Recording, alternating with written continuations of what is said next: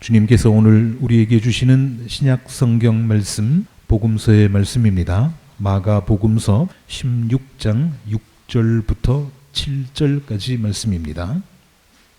그가 여자들에게 말하였다. 놀라지 마시오. 그대들은 십자가에 못 박히신 나사렛 사람 예수를 찾고 있지만 그는 살아나셨어.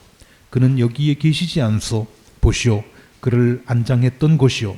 그러니 그대들은 가서 그의 제자들과 베드로에게 말하기를 그는 그들보다 먼저 갈릴리로 가실 것이니 그가 그들에게 말씀하신 대로 그들은 거기에서 그를 볼 것이라고 하시오. 아멘. 해마다 찾아오는 부활절이지만 그때마다 가슴이 설렙니다. 죽은 사람이 다시 살아났다는 사실.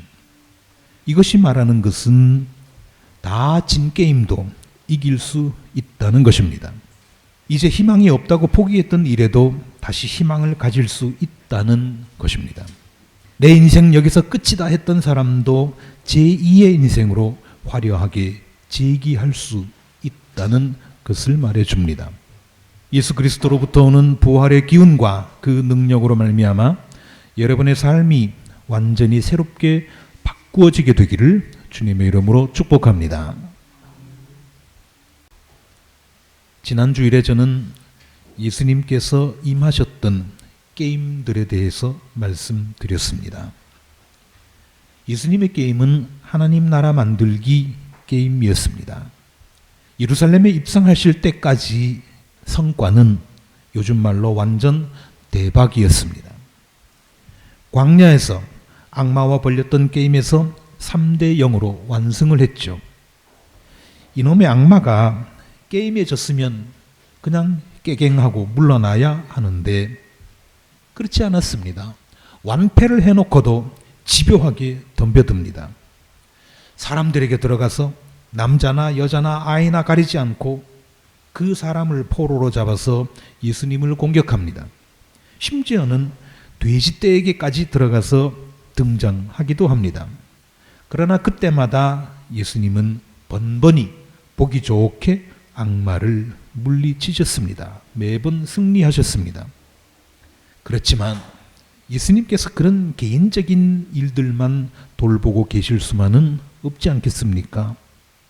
그리고 예수님 혼자서 전국에서 일어나는 그 모든 악마의 계교를 감당하시지도 못합니다. 전국을 두루 다니시면서 부조리를 개선하고 병자들을 고치실 수는 없지 않습니까? 그래서 예수님께서 생각하시기를 이거 개인적으로 문제를 해결해 주는 데는 한계가 있다. 뭔가 특단의 조치가 필요하다. 그렇게 해서 인생을 걸고 전 생애를 걸고 들고 일어나기로 하신 겁니다. 집결지는 올리브산 근처에 있는 벳박의 마을이었습니다. 조금 생소하기는 하지만 베다니와 가까운 곳입니다. 예루살렘 도심에서 약 2km 남짓 되는 그런 동네입니다. 원래 예수님의 주요 활동 무대는 저 북쪽 지방 갈릴리 인근이었지만 지금 예수님께서 등장하신 곳은 수도 예루살렘 근처입니다. 평소에 자주 오시지는 않았지만 꽤 인연이 있는 곳입니다. 예수님을 열성적으로 따랐던 마리아와 마르다 자매 기억하시죠?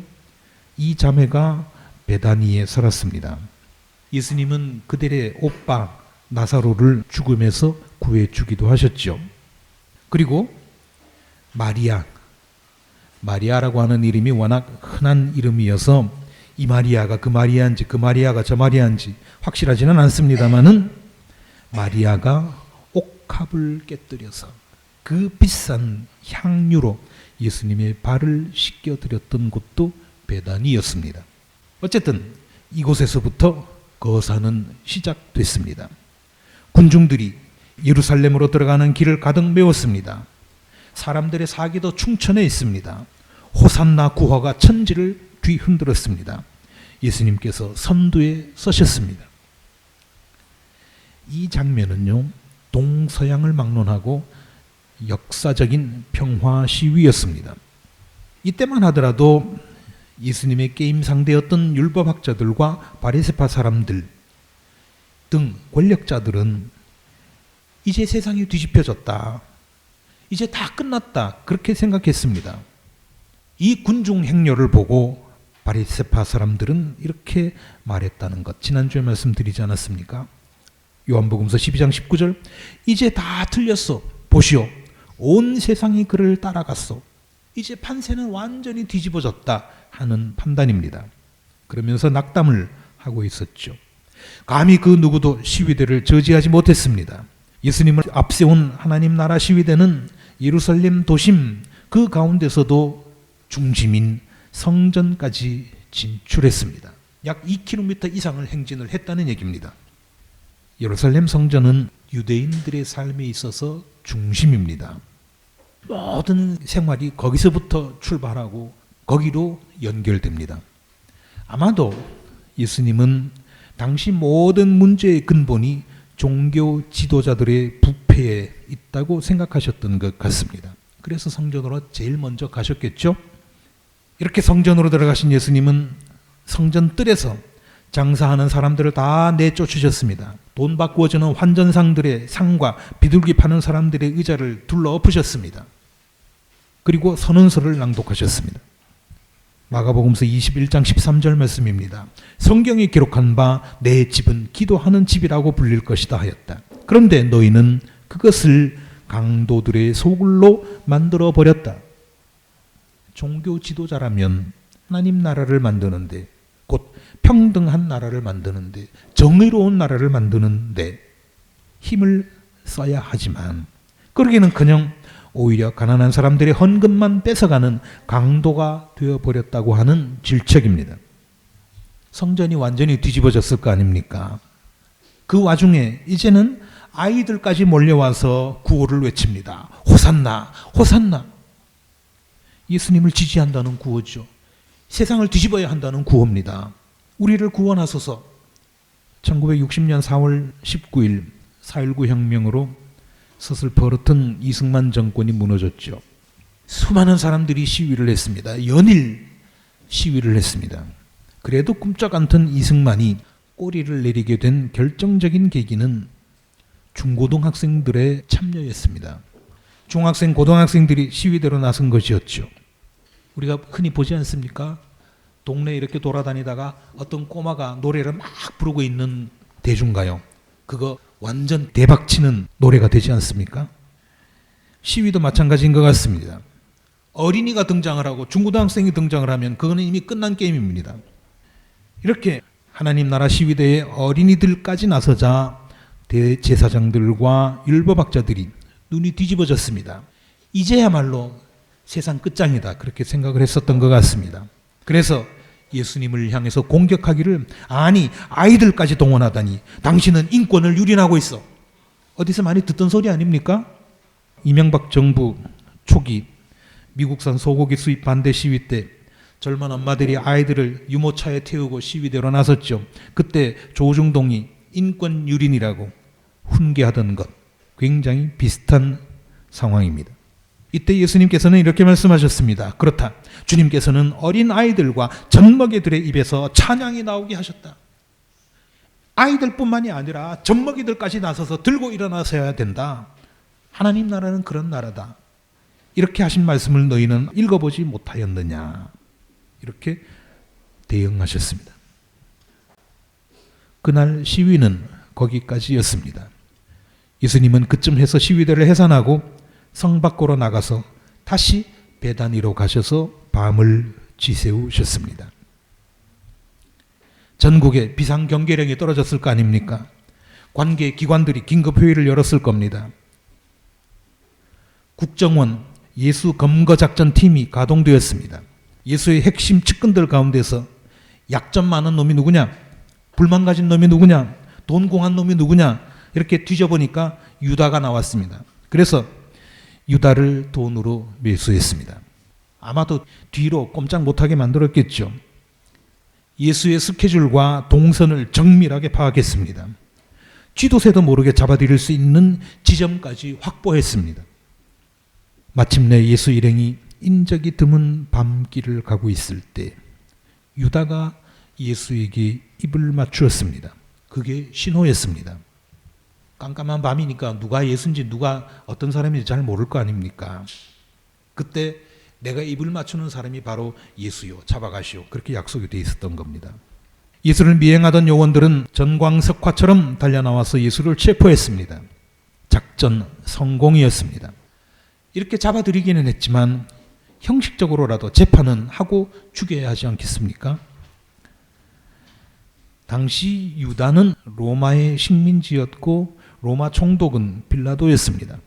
빌라도가 재판권을 가지고 있었는데 식민지에 파견된 총독이 무슨 인권의식이 있었겠습니까? 무슨 정의감이 있었겠습니까? 그냥 자기 몸살이는 게 최고지요. 거기에만 관심이 있습니다. 유대 토박이 고관들의 압박에 굴복할 수밖에 없었습니다. 판결은 사형이었습니다. 국가 전복 음모죄, 이런 죄목으로 예수에게 사형을 선고했습니다. 죄는 모르지만 어쨌든 너는 사형이야, 그런 얘기입니다. 우리나라 헌법재판소가 통합진보당을 해산할 때 비슷한 상황이었습니다. 죄가 뭔지는 모르지만 구체적으로 나오지는 않았지만 어쨌든 음모는 했을 거 아니냐, 그래서 너희는 해산이야 하는 판결, 상당히 비슷하지 않습니까? 제가 통합진보당 사람들을 잘 알지도 못하고 또한 그들이 무슨 생각을 하는지도 역시 잘 모릅니다만은 어쨌든 헌법재판소가 만들어낸 판결문을 읽어보니까 그거는 완전히 엉터리입니다. 이거는 반칙이었습니다. 게임을 하다가 판을 엎어버린 겁니다. 이렇게 해서 예수님은 돌아가셨습니다. 그러나 여기에서 반전이 일어납니다. 예수님이 부활하신 겁니다. 저거 잡아 죽여야 되겠다고 있는 억지 없는 억지 다 써서 잡아 죽였는데 저게 다시 멀쩡하게 살아난 거예요. 이 세상에 참 큰일이 난 겁니다. 참, 부활에는 세 가지 의미가 있습니다. 첫째는 예수님의 몸이 부활한 것, 죽었다가 다시 살아난 것, 그 자체이고, 둘째는 하나님 나라의 정신이 부활한 것, 이건 역시 중요한 부활입니다.